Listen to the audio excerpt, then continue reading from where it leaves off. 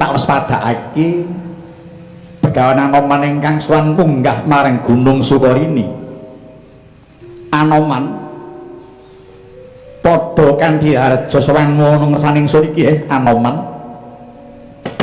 Nggih Raden, lulus raharja sowan kula niskala. Sawangsulipun kang abdi senggana ngaturang sungkem kunjuk paduka Gusti kula Raden Haryaseta. Ya Anoman ingsun tampa tibas padha-padha senggana. Ingsun pirsani sira gendong bocah gagah. Kuwi sapa Anoman? Nggih Raden, menapa paduka pangling menika kang wayah buyut ing Pringgondani. Yoga kula anak Prabu Anung Gatotkaca Raden. Oh. Kuwi buyutku Pringgondani to. Meninggi. Lah kena ngapa teko dadi gendongan kaya ngono Inggih Raden. Katemben keng wayah pasulayan kalian anakipun Dursala namipun Dursala. Mengkono lho nggih. Prakarane apa padha sulaya Anoman? Kula piyambak sekawit inggih dereng mangertos. Namung anak pun Pringgondani ngendika langkah dipun jarak kalian Dursala badhe mejahi anak pun Pringgondani. Ing sekawit yoga kula menika mimpang namung sareng kedawan pengabaran saking Dursala teka lajeng kados pengaten kawontenanipun anak putuku menika Raden. Oh. Lah kok banjur tok gendong teko kene kuwi kowe duwe karep apa Anoman? Lho nggih Raden. Nalika kula mampah nyumerepi pucak ing Madaka ngriki wonten teja manreh hanyada lanang. Mboten nyonot jebul tejanipun Gusti Raden Haryaseta inggih nyata sampun katarimah sutapanipun. Inggih menika Duh Raden keparang hamba nyuwun kamiran paduka kanthi kasdunu sadane anak kula menika Raden. Anoman wonten dawuh. Sira iku ora pendhita to? Kenapa kok ora kok usadani dhewe? Duh Raden punten dalem sewu, nembe putra sing manah tuwin bingung pikiran kula. Satemah boten sakit permana. Usada menapa ingkang kedah kula tamakaken. Mila Duh Raden, saestu kula nyuwun tulung dhumateng paduka kaselak mesakaken anak tetuku menika Raden. Tansah marepamuring suksma sinut semaya winah ya ing sepi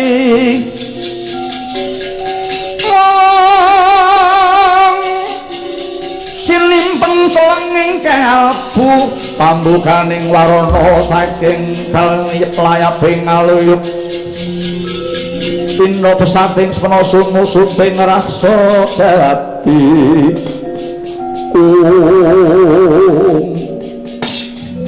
Waktu kaya mengkono nenggih Raden Seta kaya ngempakaken pramana jati wis kabuntu pun ing Pancandra sejaba ingkang sinidika wis manunggal awasing pramana jati lan landheping panika temah bangkit amresani manguruganing sangoting Pringgondani mengkono ucape Sang Haryaseta Gunjang gandeng langit kelap-kelap tapen Lirikin sanging sang maweh candrung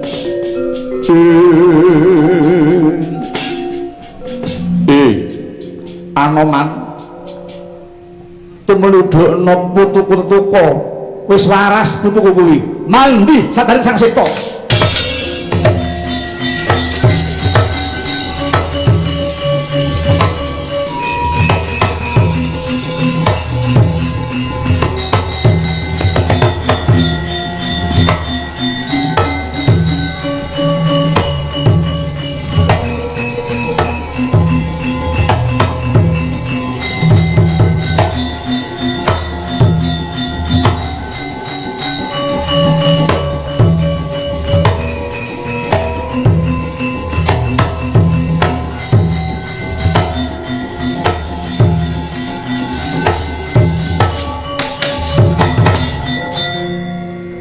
saat sugeng kayung yun miyat sang nopo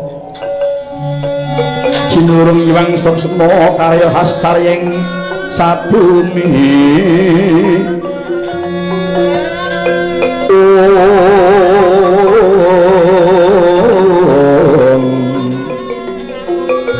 denya pepanggian saminanem suaring jawi mas goreng bias dadya sri karong renhang rarahangi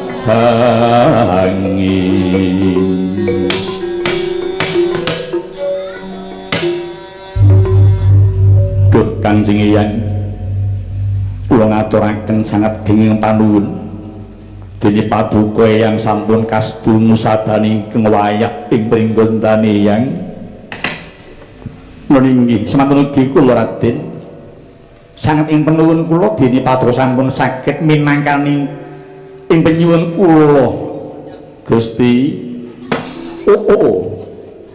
bulutku kulut petuka lan sira Anoman sira Jawa matur nuwun marang pun kaki nanging padha sujuta syukur kunjung ngersaning pangeran ya nggih dene awit keparenging pangeran sira kula isih pinaringan seger waras lumatapune yang iki mau kula meninggih Kanjeng Hyang ngestokaken dawuh kulit petuka lumantar aturing Anoman pun kaki wis pirsa kabeh mungguh kedadian ingkang tumandhut marang sira kula ingsun pundhut aja sira mutung atimu ya nggih dumes sira mau dikalahke dening si Dursala lan ngerti ya kula pangabaran kang tinamakake Dursala kuwi mau jenenge Aji Wimanasara. Aji Wimanasara kuwi wujud angin kang mawa wisa mandi. Sapa ingkang ketempuh mesti tumekeng lena. Mula kaki sisih pinayungan kelawan pangeran dene ketaman pengabaran mau ora nganti prateng lampus meninggih nanging nggih pangrasaning pun kaki Dursala ora bakal langgeng dadi aji mau kok nggih sebab apa awit dheweke entuk aji kuwi mau ora merga saka Letapa Brata nanging entuke merga tinuku srana akehing dhuwit wonten menawa sira panane entuk aji ya kudu sira tebus kanthi laku kang utama ya nggih kuwi wadine aji mau bisa langgeng oleh nderek marang sira kula kaca inggih yang istokaken dawuh lan maneh manut petungku nggih iki wis titiwancine sira kula darbe sifat kandel minangka tetamenging dirimu lan uga kanggo sarana ngilangi hampara murkaning jagat ya nggih mriki kang mangkono kula sira bakal ingsun paringi aji ingkang ampuhe ngungkuli Wimanasara jenenge Aji Narantaka. Aji Narantaka iya mara kene maju kula ulungna epek-epekmu ingkang kering tumuli bakal ingsun rajah Narantaka lan uga tilingna talinganira ingsun wisik kanggo ngaji Narantaka sedika eyang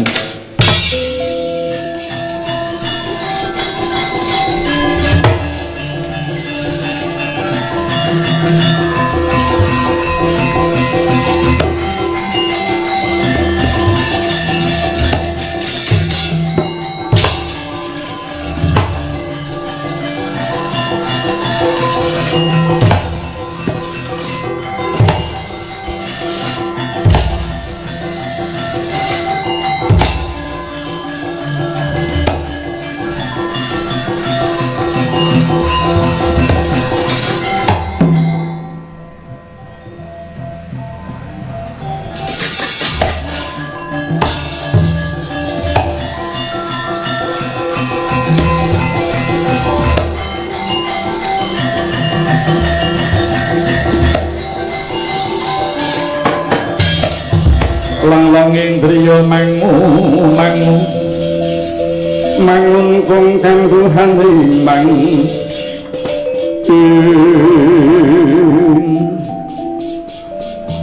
Ger Gatut wis bisa nampa ngilmune Ngajinataka kula.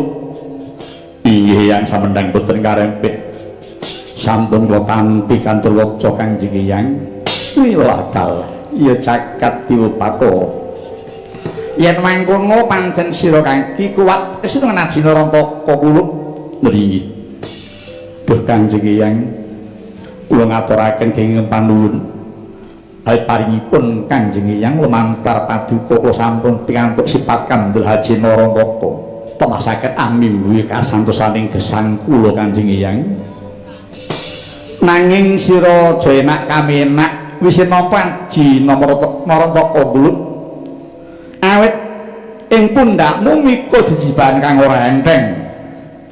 Kejaba nerusake labuhaning pundhenmu kang wis purna ing dharma nanging uga tansah budidaya rumeksa harjaning negara lan kabeh para kawulamu kula semono uga rumeksa arupi ngasma pepundhenmu Garwaca.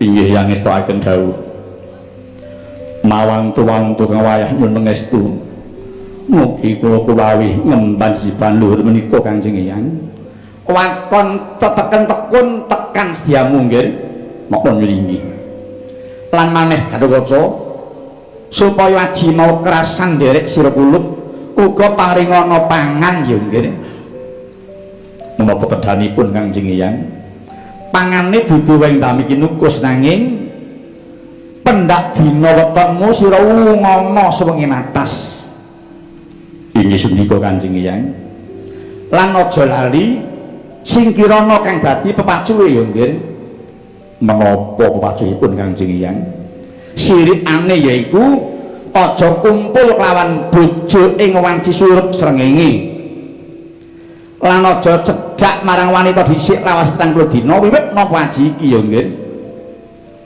iki sendika Kanjeng Hyang saguh jaga inggih dipun kiyat-kiyataken nggih nggih mangke aji menika wis sanget pados aji menika kaos ning ngersa aji langkung angel sanget langkung awrat sanget wana manunggi bumi goncang kancing langit kelap-kelap patong merikin sanging sang maweh gandrung using geringga mangkat tumuli petok nom kakang mudur solo yang bisa elingno jokong si kedaut-daut oleh darbi watak sesongaran ewa dene yen dielingke wis ora gugu tegese wis titiwanci sira nasandha kani Haji Narantaka mau nggih lamun dheweke madhal Haji Narantaka tegese pancen isih dikeparengake urip ing Madyapada Sidrasala ning menawa dheweke mati saka Haji Narantaka ya ing kono tandha pukut angrama kaning jagat Garwaca uri istaka Kanjeng Hyang wayah nyuwun pangestu nyuwun pamit kula ingin nyuwun pangestu Raden. Nggih. Tetuka nyangoni Raharja muga lebaya ngemban jiban. Anoman mangsa bodho nggonmu ngomong buyut tetuka anoman beli sedika.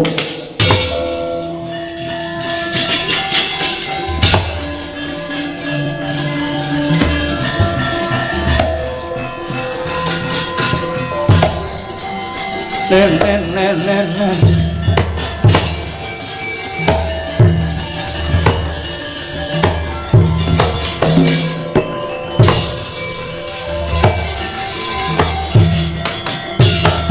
Manguning tias munginanguning manungsung ing nala mungusik kewala welah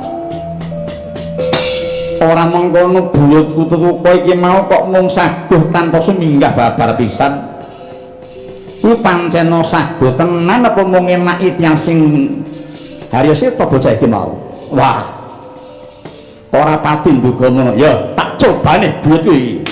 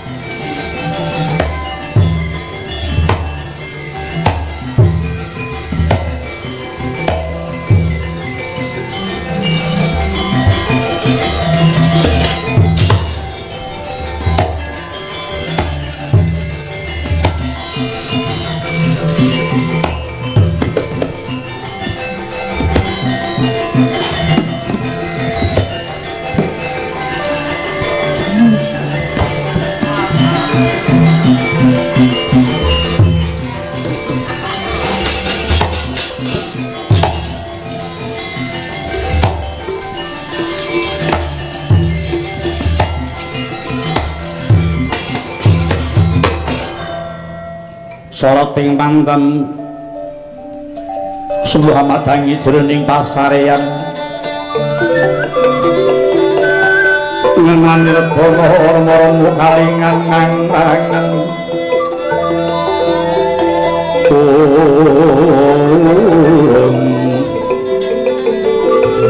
sang mantun sumungkem kuling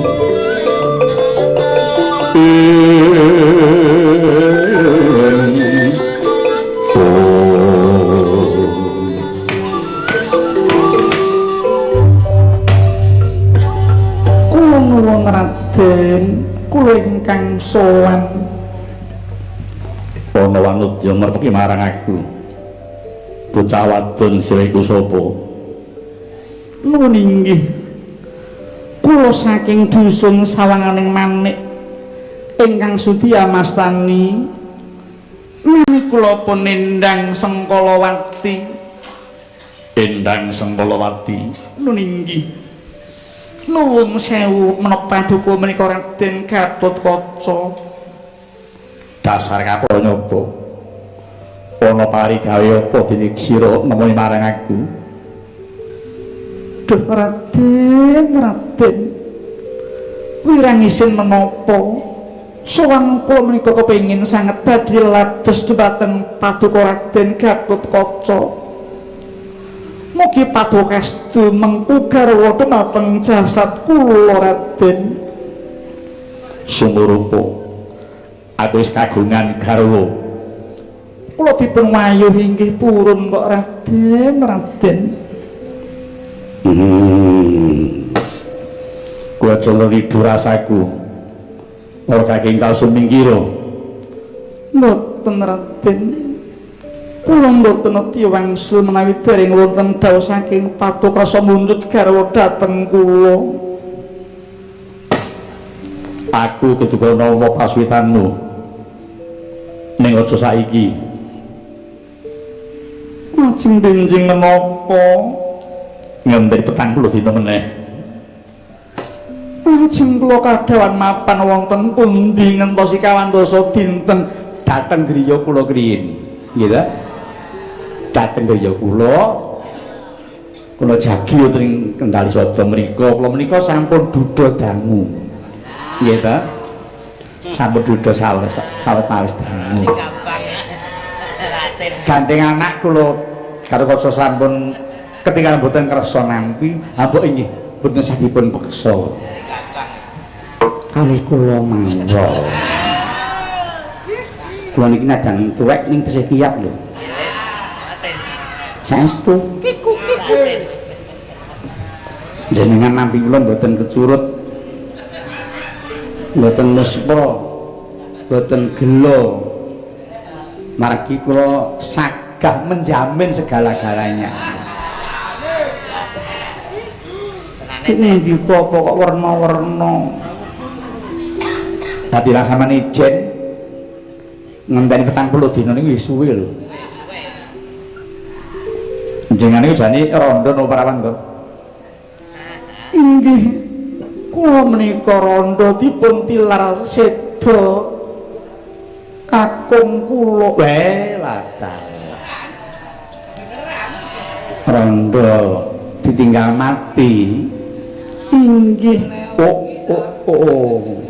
inggih kula nggih ngaten kula nggih Buddha nggih kepaten rak sami to menika kula kepengin badhe nderek Raden Gatotkaca mboten nderek munyuk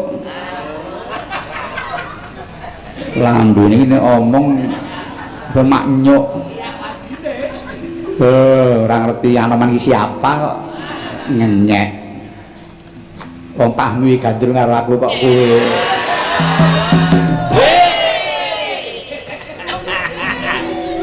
ora ngerti karo Anoman lho oh lu kowe diu-diu tok emoh iki ya ora percaya dhewe kethek kok dinyek aku ngerti kridaku cekak wis mau pisah karo aku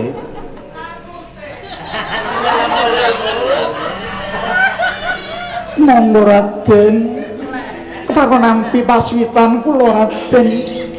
Mbok ngewas dumateng kula to Raden. Raden tebih-tebih kula sowani kok lajeng dipun tampi kanthi netra sak juga.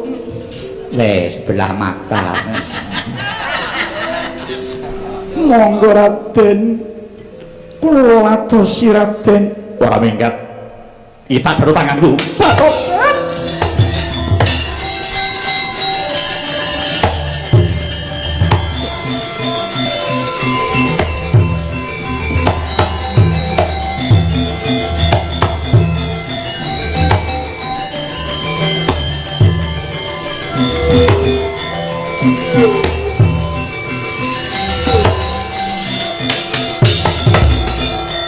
Buyutku bocah bagus, buyutku bocah sikit. Yer Gatut Kaca. Sira pancen kuat ing panggoda. Ketitik pun yang mimba wanudya nggodha marang sira ning kasunyatane buyutku ora kengguh. Gogloh wae ora. Nyuwun pangapunten Kanjeng Eyang. Ya, Radya Kulup. Iki mertandani menawa sira kulup bisa dadi srana. Sudane ngangkara murka ing bumi Ngamarta ya kaki mringgi. Beda karo kethek mburi iki wis gerang iku kan polah. Ora nyicil yuda dosa. Iki kula nyuwun pangapunten Raden. Wah, lah kaya senengane kok nggura godha. Wong ya ayune ya kaya ngono to sapa sing ora kepencut to. Wah, jan. Diandang kok nguli pesinden. Wah, jan ora umum. Kowe tegese iki mripate sih jelalat ta tasih normal kok ben. Tasih normal segala-galanya kula niki. Mongso urung ayu ora entuk dialem niku pripun. Kejawi nek kula iku kira aduh kula sih. Iya ning kok ya kanggo patuladan bocah-bocah kuwi tak ngono ora tok. Wong tuwek malah marahi sing ora becik lho, wong butuhe dhewe-dhewe kok. Nah tak urus bocah-bocah wong tuwa pun karepe dhewe-dhewe pun. Kalau mau kenceng, nggih ngoten. Mulai digodha ya ora gelem aku kok wong butuhku kok tak kabeh don milu mikir iki ngopo. Ben sini mangkang aku kok tak kan cerewet kabeh. Lho, aja nesuk mboten wong. Asih iso ngelingi kula sampean. Ora kok ngelingke ngelingke kula mboten supe. Kula mboten lali. Pun to, urip kula tatani dhewe. Ayo do nata nggone dhewe-dhewe, nata wajibane dhewe, ora usah teko kan campur. Nggih to. Angger lambe lincip bakal bosok mriki lho. Wis anoman wis. Selincip ki sapa? Aku ki mau ngelingi nek bisa ora ya ora apa-apa ya terus nong iki butuh mlanggih. Dhewe wis ngerti. Kok nggih pun kok niki. Ora lalu ngingoni kok cerewet. Iya. Wah, anoman wis tegas. Dina ki ora mudeng kok. Dimong kemal saya nekat lambene. Iya, sekali tempo yo ngetok kewanene to. Inggih nyuwun pangapunten Raden Anoman. Boro-boro iki ya ngono. Oh sampun kok iki. Ngopo kumpul kaya mudho ngrasani sing ora bejaji. Ora kumpul ya patekne rek. Kumpul ya sing guyub, rembug sing apik. Wong kumpul metani keluargane liyan iki apa kurang gawean. Kuwi sapa? Panjenengan ngoten lho. Ora aku ki ora kok metani. Anoman ki edan iki, Dik. Karo kok nesu mboten, mung ngelingke panjenengan iki. Monggo manggon nggone dhewe-dhewe, ngurusi kewajibane dhewe-dhewe. Sing apik to, Gus? Nggih, rak ngono iki. Sahabatku kok iki. Iya nyet kuwi plekmu Anoman. Nggih ngoten. Minung Kanjeng langit kelap-kelapaton Ngerkin sanging sang maweh kandrung wis para enggal bacut laku mukulup ingsun paring puji sang tilanang aja ngeroco nyuwun pangestu duga-duga dikawengake tejo lali yen ngerjo Wijaya Jayanti Harkaca.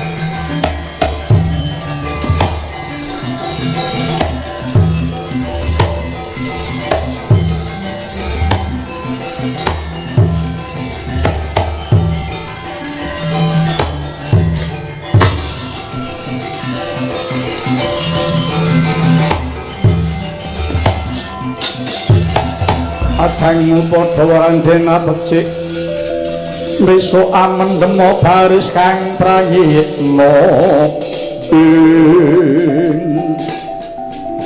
Kakang Mas Pringgondani Abimanyu iya sungkem kula kunjuk tak tampa yai wanomang sembah kula inggih potang pinggir dalah sami-sami sungkem kula Gus tak tampa piturut bekti kula Den tak tampa Bagong wah pekanan aman ki tindak iya aku ngatoti dal Pringgondani oh nggih wah Lijeng iya selamat Anoman ora ireng-ireng cek putih jadi ki ulun ingin iki kok dasare kok kon ireng iki piye piye kabare Man selamat kok ora basa ora wong dhisik kuwi ya ngomong aku kok oh karo iya napa kuwi tak kelingan ora jaman Anoman duta aku ya melu ado picak kabeh ae mergo mangan wawane Sayem Prabu kae iya wah kae jaman semono Anoman jenem kemakine ora elok lho iya lah dia sumpah bari digawe picak karo Sayem Prabu dia sumpah ora bali nyang kocone urung iso ndemeni Sayem Prabu kelakon tenan lah jan gethek kok jan nek royal kok jan ora umum wis kok rasa dieling pengalaman ya ngono ndemeni Sayem Prabu aku ndemeni batu deh oh Bagong menawa golek kanca. Lah batune nganggur. Lagi nyumbang tak geret. Menungso jang lambet jaji kok wingi. Yayat menyang endi? Kula badhe sowan punden kula Pandhawa. Mengkono nggih. Bareng karo pun Kakang, monggo kula dherekaken monggo dhisik. Aku sing duwe kewajiban ngelingi marang Kakang Dursala. Pengaten iya dhewe tiga arep mapeni aku. Sinten niku? Dursala. Wah, ayo anake Dursala. Wah, ayo bola-bali anake Kurawa wis ndelalah. Tiru bapakne kuwi. Lah iya, ora apa-apa karo dipateni. Ngoten Gus. Arep tak elingi ning kira-kira dilingi ora kena. Tak sirnake babar wisan. Oh nggih, pun pateni mawon. Pateni mawon. Iku sik bocah ting brengok. Sajak seneng raja Pak Lawi nek dhek jarak dhisik napa mboten disirnake manake anu ngene putune Sengkuni ndelalah. Lah ya Sengkuni kae ya raine elek. Watak elek. Iya. Nek tanpa Sengkuni ya ora gayeng kok. Iya. Nganti patene Sengkuni iki marake provokator kok. Iya, Abimanyu wonten dawuh. Ayo pun Kakang derekno. Bakal nemoni marang Dursala. Monggo kula dherekaken Kakang Mas.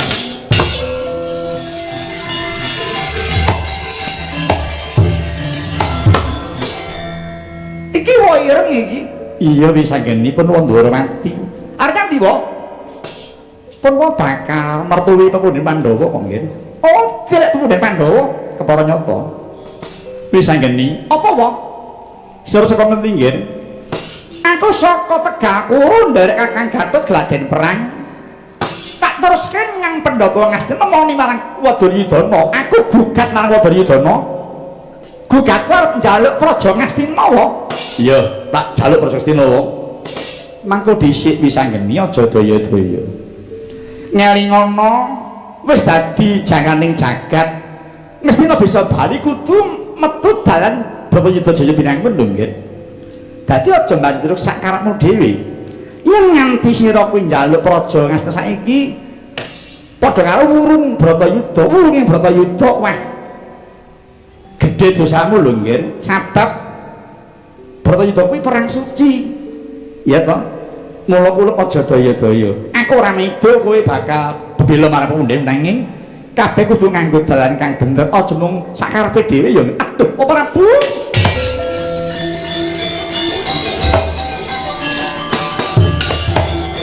Aku njaluk pangapura ya wae ireng. Aku ya njaluk pangapura ya Prabu. Iya, padha-padha nggih. Pancen apes murka lali kuwi sandang ning titah kok nggih.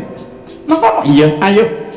Kowe tak kanthi marang wana Kamyaka mertune Pandhawa nggih. Tak dereke wae.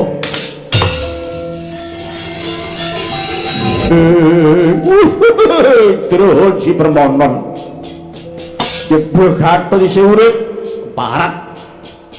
Iya, pangeran isih maring marang aku Kakang Dursala. Kakang Dursala mbok disigek semene wae oleh wong nglar kamurkan kuwi. Ayo tak kanthi ngambah dalan kang bener Kakang. Urip mung sepisan aja gawe pituraning liyan. Ku ora becik Kakang Dursala. Wah, kurang ajar keparat. Bayi sore wan nutur karo wong gerang. Wes aku durung lega atiku yen durung bisa nugel glung ae. Cah pringgondani. Yen tak eman ora kena. Iki kang wekasan kowe nyawang srengenge. Lho, priye? Aku bakal sagun nang bareng itu mantan. Wah, jebol dadamu ah.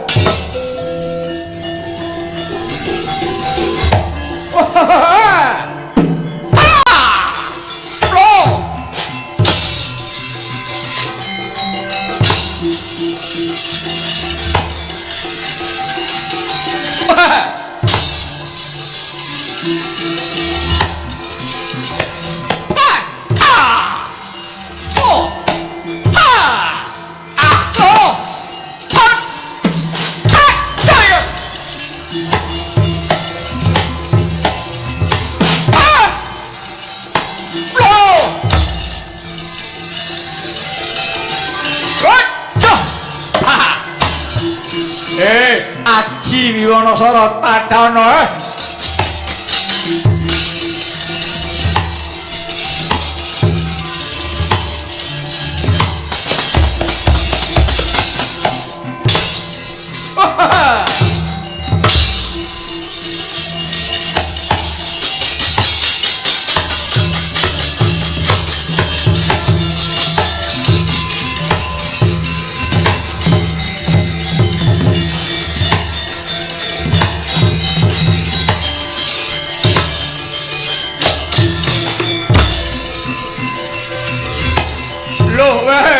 Momo duwe aji apa bocah iki?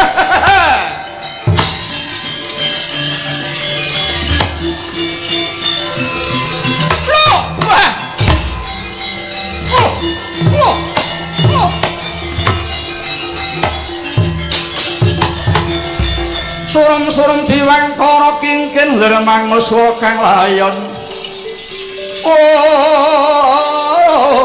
Denya hilang memanis watananira ayung kumakuceng rahnya maratani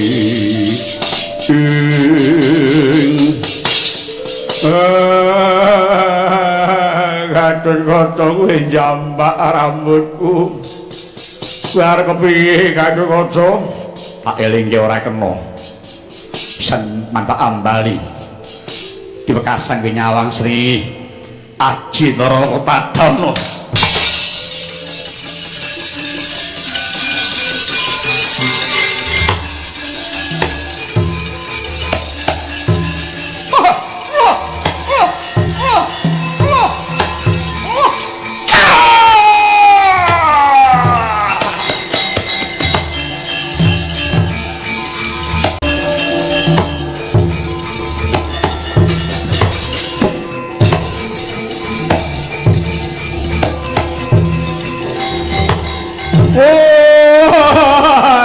Gunggar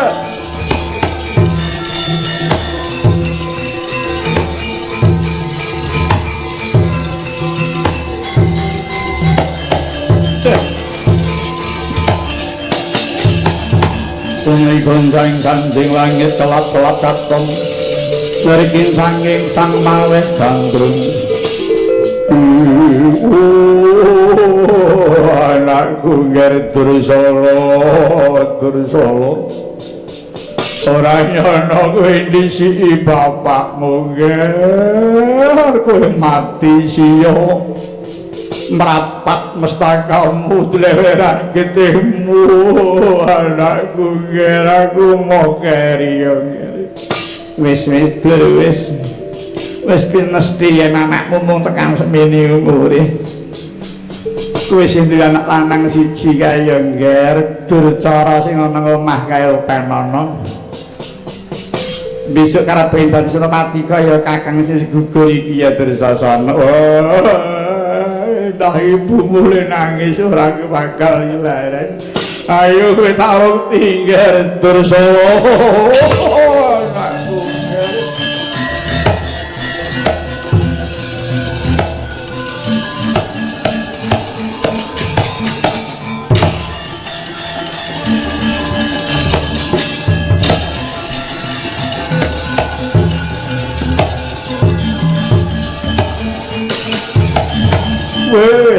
Salah orang ngono muridku malah disi aku. Dewangkara trimo iki gurune. Ayo ngono ae.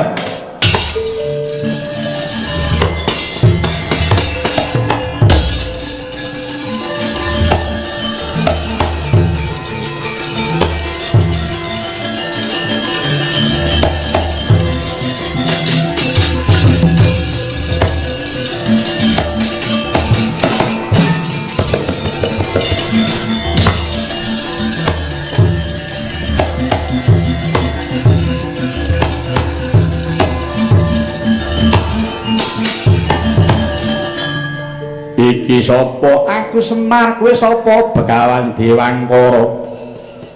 Arep apa? Bakal matri wong Pringgondani. Aja dadak. Ndak sing tok rasane ayo sing gerangi ayo nono. Lho, wani ora sing tak wedeni iki apamu Iki nyobonku tadano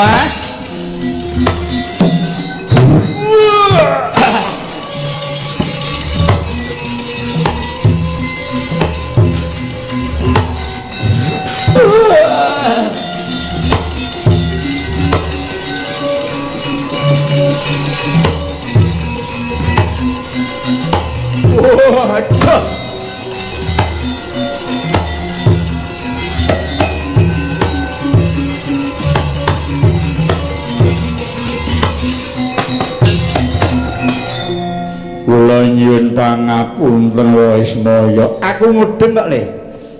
Aku mudeng yen kowe lagi bingung pikirmu ki aku mudeng. Kula mboten bingung. Nek ora bingung kenapa kowe dewa kok mimba pendhita? Jeneng Dewangkara bareng ning apa? Pareng kula munjuk atur kula mila ngatos kula mimba pendhita nami Dewangkara. Kula wentah dhumateng pun Dursa anak Dursasana. Labet kepengin sanget kula ngindakaken dhateng daya kekiyatanipun para pranakan Pandhawa. Nggih mantar mekaten nyatanipun tetuka kelampasaken nampi Ajin Warantaka. Jaladipun piyala dening pun Dursala. Upambotenipun tandingi Dursala moka tetuka pikantuk Ajin Warantaka. Dados sampun jumbuh kaliyan idam-idaman kula supados pranakan Pandhawa saged sentosa lare batosipun. Sabab menapa kula ngertos purun boten pun Pandhawa kedah lestari sugeng. Sabab Pandhawa menika dados lambang dasaring negari.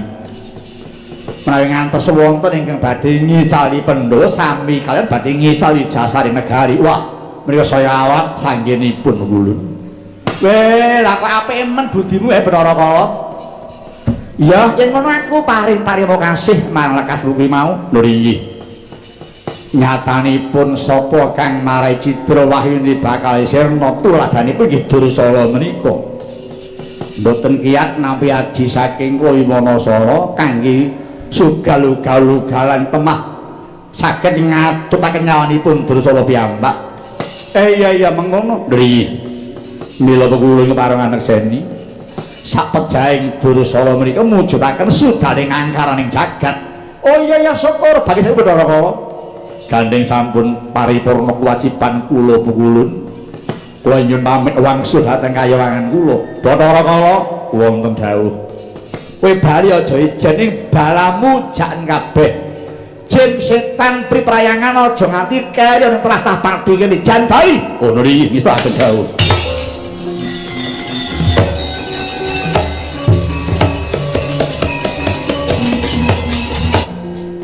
Gatotkaca kula Prabu Kresna pun banget ngalendana marang lekasmu nggonmu tansah rumeksa marang raharjaning Punden Pandhawa nggih ketitik pepundhenmu diajab patine dening Dursala kang wis ngurung Guru Sekti ning nyatane dheweke malah mati disi Punden Pandhawa nggih inggih Prabu inggih labet kang putra rumaos gadah tanggal jawab rumeksa dhumateng wetahing Punden Pandhawa gangsal ingin sampun dados lambang Basa Negari Ngamarta Prabu Kanjeng Prabu iya Anoman iya wonten tau Kanjeng Sinuwun kowe kuwi sipating panaraseta nanging nyatani tanggung jawab ora tau luntur ketitik bisa njaga marang putramu Pringgonani inggih sampun kewajiban kula kok Kanjeng Sinuwun iya muga-muga Gusti tansah ngudaneni